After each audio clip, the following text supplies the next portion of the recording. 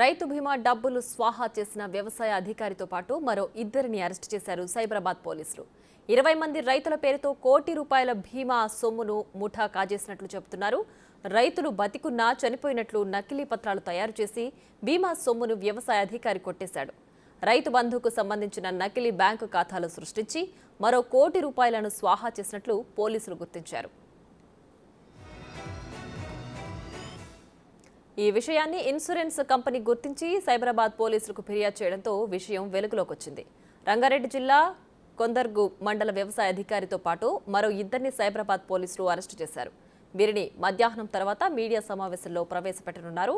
అనంతరం కేసుకు సంబంధించిన వివరాలను సైబరాబాద్ సిపి అవినాష్ మహంతి వెల్లడించనున్నారు. ఇక ఇదే అంశానికి సంబంధించి మరింత సమాచారం మా ప్రతినిధి సురేష్ ఫోన్ లైన్లో అందిస్తారు. సురేష్, చెప్పండి.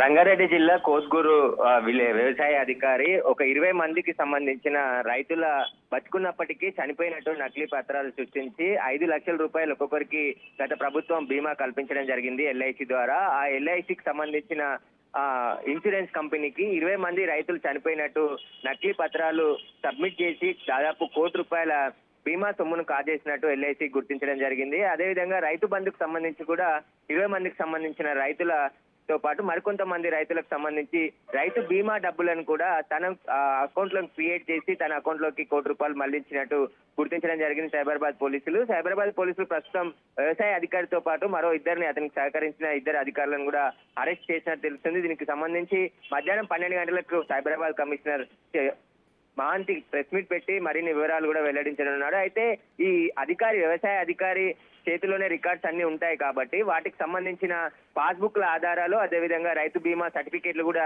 జారీ చేసేది ఉంటుంది కాబట్టి దీనికి సంబంధించి ఆయన మొత్తం ఆ ప్లాన్ ప్రకారం 20 మందికి సంబంధించిన రైతులు బతికుండగానే చనిపోయినట్టు సర్టిఫికేట్ క్రియేట్ చేసి ఎల్ఐసికి సబ్మిట్ చేసి ఆ తర్వాత డబ్బులు క్లెయిమ్ చేసుకున్నట్టు ఎల్ఐసి గుర్తించడం జరిగింది. వరుసగా తనిఖీలు ఎల్ఐసి చేస్తుంది. ఎందుకంటే బీమా ఇష్యూ చేసే సమయంలో సరైన పత్రాలు సబ్మిట్ చేస్తురా లేదా అనే ఎంక్వైరీలో ఈ విషయం అంతా కూడా బయటపడ్డట్టు ఎల్ఐసి అధికారులు చెప్తున్నారు. ఎల్ఐసి అధికారుల ఫిర్యాదుతో విషయం అంతా కూడా వెలుగులోకి రావడం జరిగింది. సైబరాబాద్ పోలీసులు కేసు నమోదు చేసి దర్యాప్తు చేయడంతో విషయాలన్నీ కూడా బయటపడ్డాయని చెప్పేసి పోలీసులు చెప్తున్నారు. మరికొద్ది సేపట్లోనే 3 నిందితులను కూడా మీడియా ముందు ప్రవేశపెట్టున్నారు. ఈ కేసుకు సంబంధించి మరింత మంది ఎవరైనా ఇన్వాల్వ్ అయింటే వారిపైన కూడా కేసులు నమోదు చేసి రిమాండ్ తరలిస్తామని చెప్పేసి కూడా పోలీసులు చెప్తున్నారు. Right Suresh, thanks for the updates.